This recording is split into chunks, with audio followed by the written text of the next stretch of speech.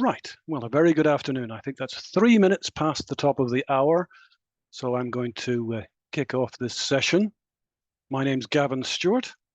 I'm your presenter for today. So I'll be presenting on cloud versus on-premise contact centers.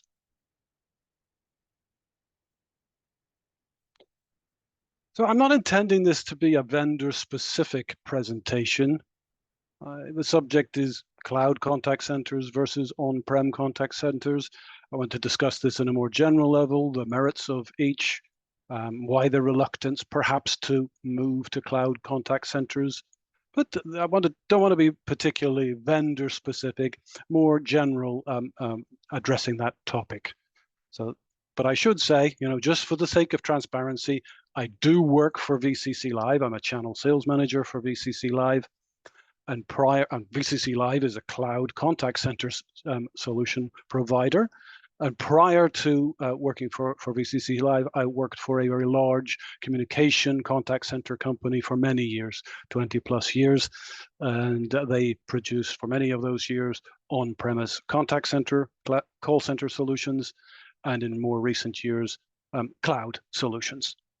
So that's the starting point, just to put that on the table and be transparent. And if should you wish to contact me, perhaps you can scan that QR code and you'll get my contact details and we can discuss any of these items further. Now, without further ado, let's kick this off.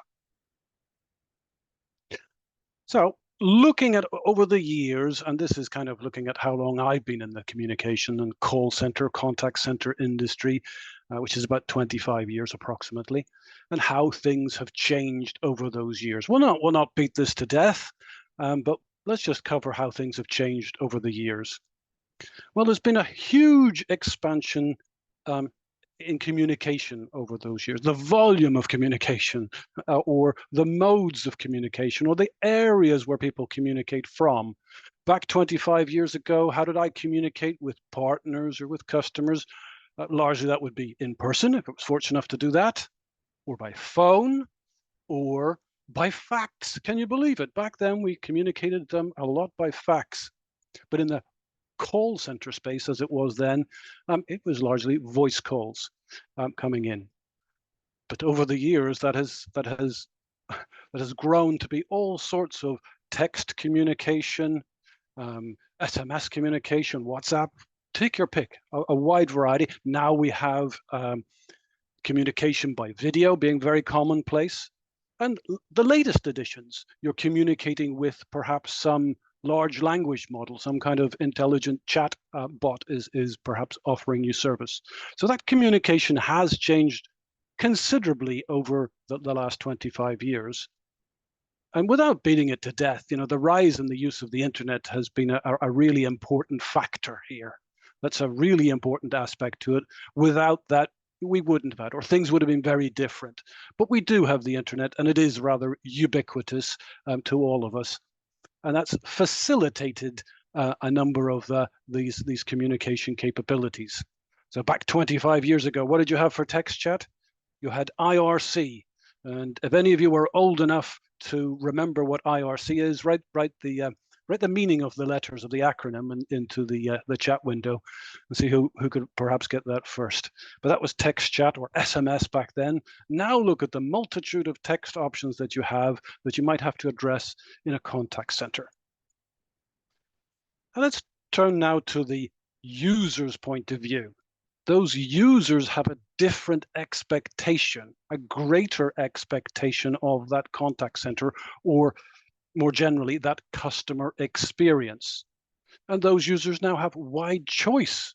So they could go to another vendor. They could pick up their business and go elsewhere if they do not find the service that they're receiving satisfactory.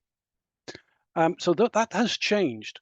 Or another simple example, companies that do not have a website that is mobile friendly or an application that serves their particular product or service, they may be disadvantaged. The users, those end users themselves may look at that and see that as a disadvantage for those businesses that are not offering that mobile experience. So things have changed. Internet's been an important factor, of course. We all realize that the rise of the mobile devices, the ubiquity, the ability to work from home, the ability to work from anywhere, has changed things as well. So these are some of the factors that I'll cover as I go through these 10 or so slides. Now, let's look at the evolution. This is the technical part of it's not very technical, but this is the technical part of this session, but it's not too technical at all. But if we think back 25 years ago, you had very large systems. So these were coming from maybe from PBX's private branch exchange systems. So they were the heart of the call center system, and they used TDM buses. Oh, that sounds very technical, but that was a method by which they used to get those calls to those agents that are going to actually answer the calls. And this was a limiting factor in that. And what did it mean in real life? I can think of large call centers back then. In my case, they were Definity G3Rs, and they had what they called multi-carrier cabinets. These were cabinets, and they were the size of a giant refrigerator. And there was a multitude of them down the switch room wall. And they were there because they needed to achieve certain capacities, certain non-blocking capabilities. And then you had the wiring to go with it. The point I'm trying to make here, it was complex, it was large, it consumed lots of energy. So it was large and complex back then. And that was only to get a call center, not a contact center, a call center of scale. Now, things have moved on, and now we have voice over IP. We're all familiar with voice over IP. We probably use it every day. If you're making phone calls on your phone, it may be unknowing to you, all your calls are by voice over IP. But this has been at the heart of the move to the cloud, you could argue. So this is giving us remote capabilities. This is giving us technical capabilities that we were limited by in the past. But now, look, you can have agents at home, or you can start branch offices very quickly, or you could have agents in another country, all part of the same systems. And one of the technologies is voice over IP, going hand in hand with this rise of the internet and the availability of bandwidth. Those are technical factors that are coming to it, but we are also seeing the growth of cloud usage. And I'm not saying that first here directly related to the contact center, but it could be used for cloud storage, for backup, for messaging, for whatever purpose. Customers are using cloud solutions, and they derive value from those cloud solutions. And they would derive, I would argue, perhaps more value if those cloud solutions are tightly integrated.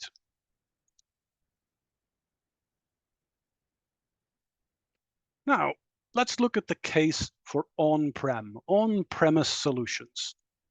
So there's many reasons why a customer might want to keep an on-prem solution, and I'll go through some of them, and I'll try to weigh one off against the other here and be reasonably transparent about this.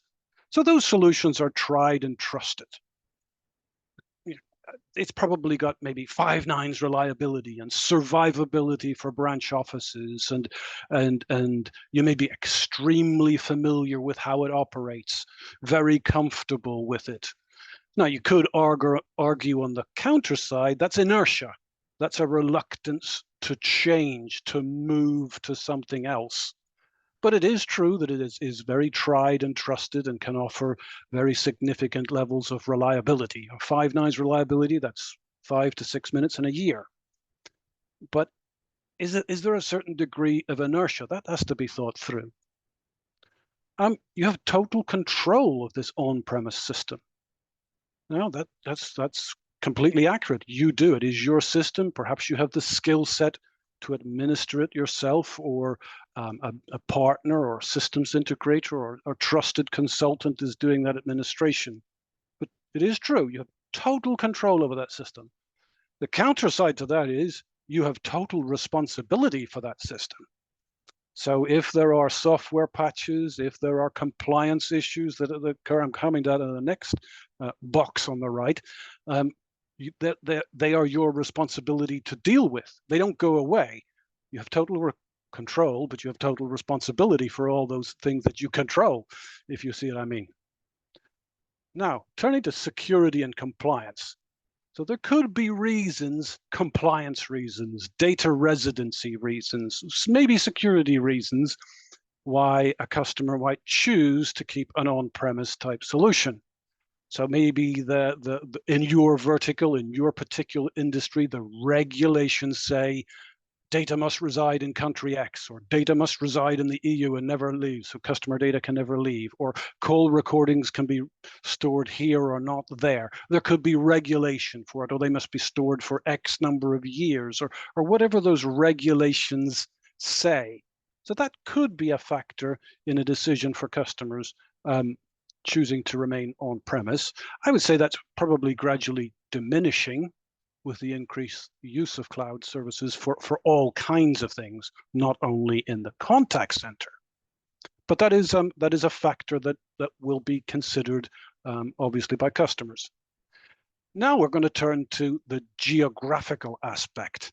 So this is the availability of bandwidth in certain territories, and the delay to certain characters. Let's make it more realistic.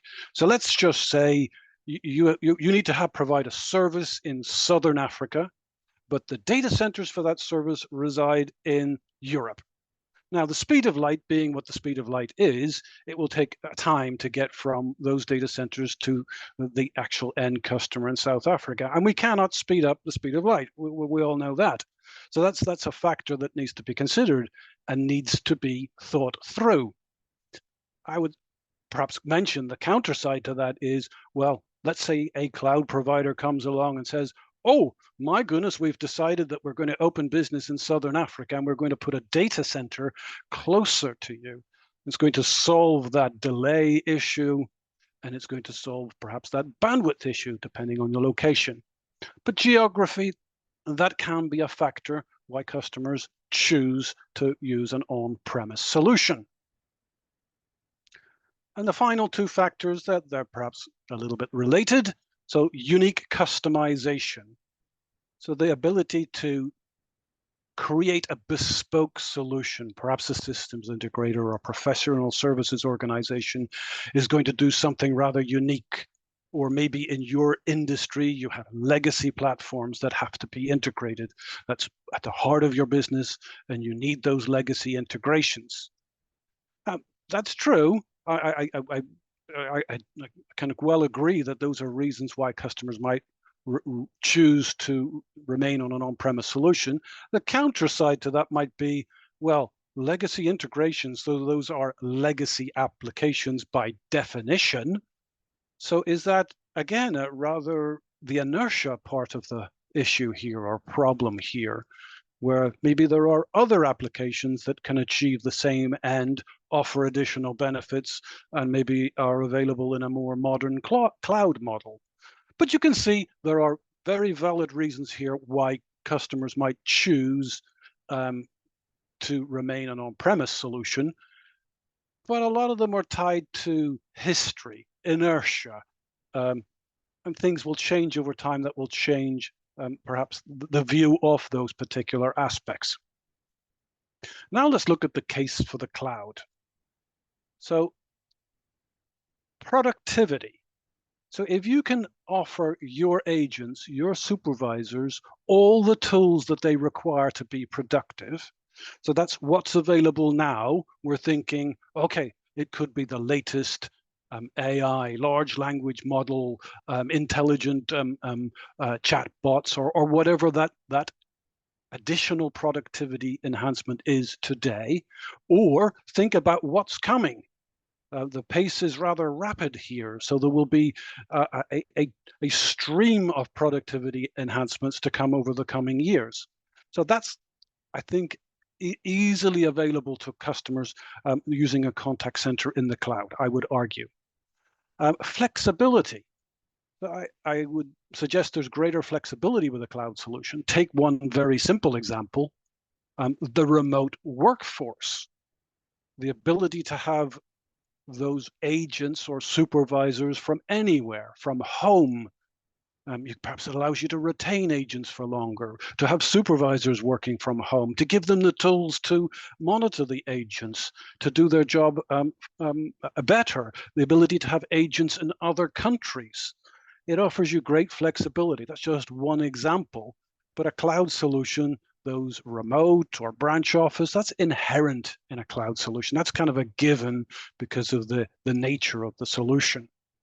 The efficiencies, there's another factor. Make it more real. Automation. So perhaps you want to integrate to some Microsoft application or Salesforce. It's highly likely that these cloud contact center vendors have out-of-the-box integrations. So slick out-of-the-box integrations available for those major business communication tools that you might use. So that's readily available to you at not a great time and effort to integrate because it's an out-of-the-box integration. Cost transparency. This warrants some thought. I think we're all familiar with the concept that you might choose to be paying on an operational expense, an OPEX model. But you'd also like to pay on a model that is for what you use. So your cloud contact center provider should allow you the flexibility to increase the number of agents and decrease the number of agents, because maybe your business contracts and expands at certain types of the year. More agents at Christmas and perhaps less agents as you get into February. Or you run marketing campaigns and you've an increase in capacity. If we contrast this to the on-premise solution, well, then what are you going to do? You're going to purchase more licenses that you need, or look at the hardware side. Are you going to size your IVR or whatever hardware element of your solution or server resources? Are you going to size that for a peak? Well, likely you won't want to size it for the peak, but you're going to have to size it a bit bigger than the kind of average in an on-prem solution. Whereas with a cloud solution, you have a degree of elasticity. The cloud solution can grow. They can absorb your peaks in demand because they've got the resources on tap in the cloud.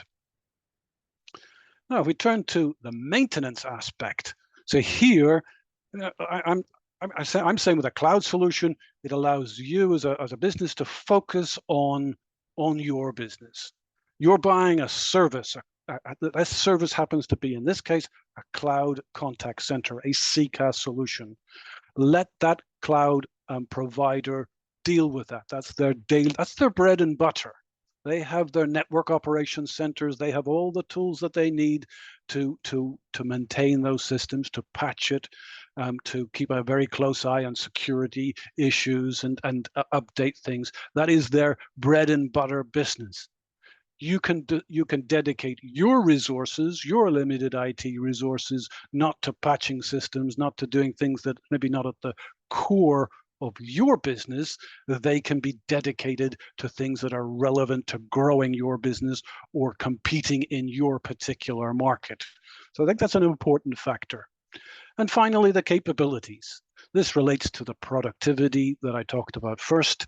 There are increased capabilities, and over time, expect to see those grow, additional capabilities. We don't know what they are now, but there will be. It's inevitable. New capabilities will be added, and they will enhance the productivity, the flexibility, and the efficiency of the system. Okay, I'm going to change track a little bit here and just kind of look at standalone systems versus package systems. So here on the left, we have a standalone system, and don't worry exactly what's in these boxes, but I'm just putting some labels on them so as we get the concept across. But let's say you have an on-prem system and you've taken quite the reasonable approach of you want to have best in class or best for your vertical or best for price. Well, let's say best in class. So you've taken that approach, and you have one vendor for quality management and a different vendor for call recording, and perhaps you're using cloud storage for backup, and perhaps you have digital channels coming from another vendor. That's a perfectly reasonable approach to take best in class and join all those elements together to create a solution. Now, to do that, you have to integrate those solutions together. And that comes at time, effort. Somebody's going to do that. Is that your IT people? Is that a systems integrator? But there is time, effort, and cost involved in that.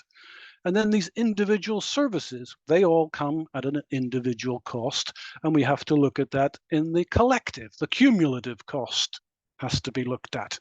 So there's a merits in taking a best-in-class approach, but it needs to be thought through, because the alternative could be a suite of capabilities, a package, a collection of capabilities that you get from a CCaaS solution. And you can argue that all these capabilities in the bottom left, they could all, or the majority, let's say the majority to be fair, they could be covered by the CCaaS solution. And what's more, they're all tightly integrated because they're coming from the same vendor. That's a given. They're tightly integrated together because they're all part of the same suite of capabilities. And as I mentioned on the previous slide, it's highly likely that that vendor, whoever you're picking, will have tight integration to business applications that are commonly used in the contact center or in your back office business. So there'll be those types of integration available to you. So that's a fairly significant difference to consider. And this, in all likelihood, will be at a different price point. And you don't have the cost of integration. The other aspect to consider is if you want to make a change here, you have this all up and running, and then you want to update, or you want to make a change of some sort. Maybe that has influence or implications for the integrations that you have, and then you need additional work. So that's kind of going to be covered by a CCaaS solution because they're all tightly integrated by the cloud vendor themselves. So now let's look at how do you keep this solution up to date? How do you keep it current?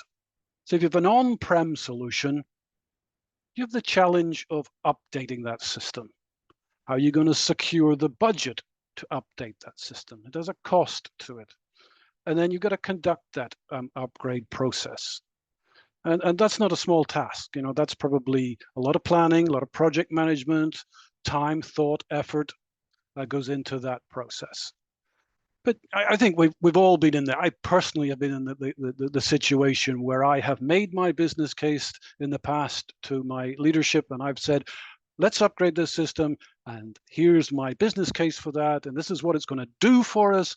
And I personally thought that this makes perfect sense, and I've made this wonderful presentation to put in front of the leadership.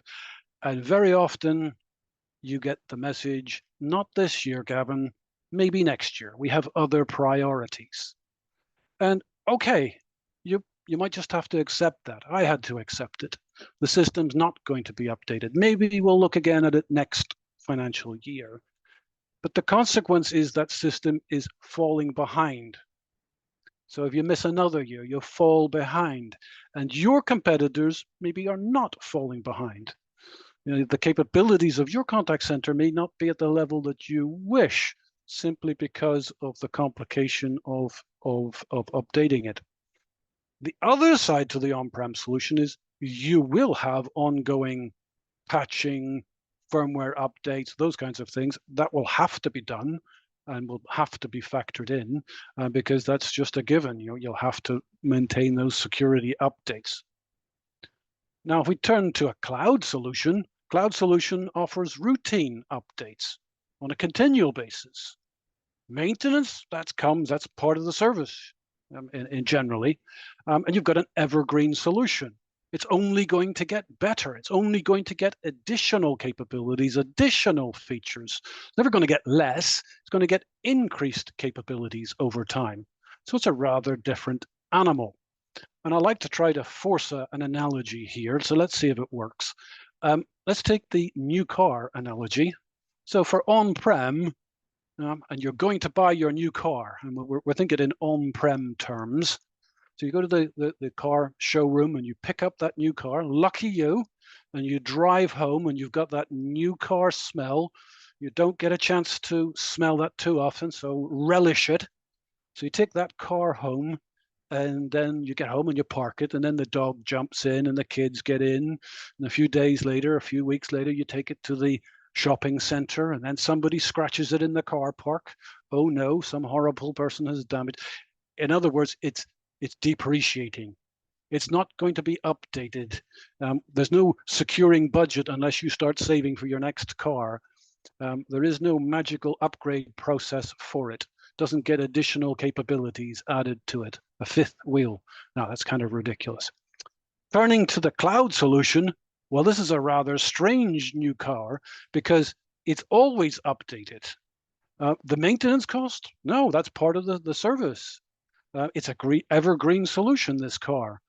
It's, I guess, a little bit like a leased car or a hired car. So it's a different car in my analogy. Now, I'm going to turn to total cost of ownership on this slide, and I'll use the vehicle of choice here, an iceberg, because it's 1/3 of the ice above water, yet 2/3 of the ice below water. And let's say, as a customer, you're approaching vendors. One of them is a legacy on-prem vendor, and you're going to approach also a cloud vendor, and you're going to ask for some kind of offer for this service that you require for your contact center. And above the waterline and looking at on-prem, well, there'll be new phones. Might be physical phones, might be soft phones. There'll be a collection of software licenses, and there'll be some hardware. Might be server hardware, maybe you've got VM resources in the data center, or it's bespoke hardware, or you need something in the data center, you need an update to routers, or whatever it might be. So there'll be some hardware implication to some extent. Perhaps these days, mostly server or compute resources. But that's above the waterline. If we take a peek below the waterline, there's all kinds of things to think about because it's cost for you for an on-prem solution. So how do the maintenance contracts work? And what are the conditions? Is it 24 hours, 7 days a week? Is it less than that? How does that work? Who's paying for that? Are you paying for it yearly? How does that work? Has to be factored into the equation. What about the data centers? Is it your data center? Are you renting space? That requires air conditioning, electric. It requires all the functionality, the people to look after it. And if you want 5 nines reliability, well, then you're going to have duplicated data centers. So you can double that if you want to have duplicated data centers for your on-prem solution. How do you have survivability for branch offices? Has to be thought about. Then you've got to have people. These people may be your IT staff, or maybe people that you employ, a partner, a systems integrator, a maintenance service provider of some sort. They've got to deal with the updates, the upgrades, firmware, security patching, hardware upgrades, all those capabilities. That's time and people cost. And if they're big upgrades, then there's project planning, risk mitigation, things to be thought through. A lot of planning involved there, depending upon the scale of the updates and upgrades.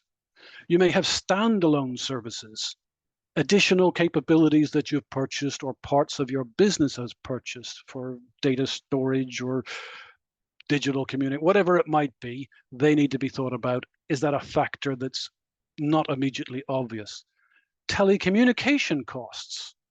So you need trunking in different locations. Maybe you have multiple locations, branch offices, global offices. What about telco connectivity? What about the connection between those locations? How do your agents work in conjunction with those branch office agents or at-home agents? All has to be thought through. Contrast that with a cloud solution. So maybe you have physical phones, certainly you have soft phones, and maybe there's a cost for those. There's subscription licenses that have to be paid for. So it's looking very similar to the on-prem. You look left to right above the waterline, looking rather similar.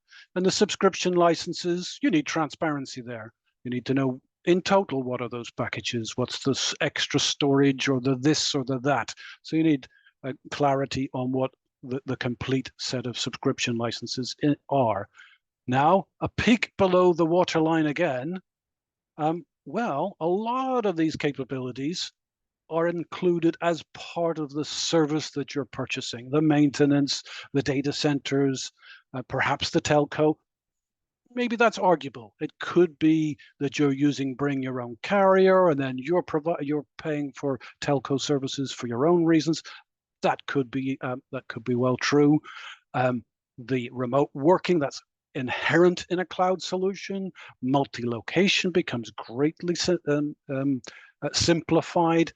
And to be transparent, perhaps you do need to update your internet connectivity, or you want to have duplicated internet connections into your main location. There are some things to be thought about there. But you can see, in terms of total cost of ownerships, there are differences, and they should be thought through thoroughly. So I'm coming towards the end of this presentation, and I'll just wrap it up on this particular slide and give you my opinion.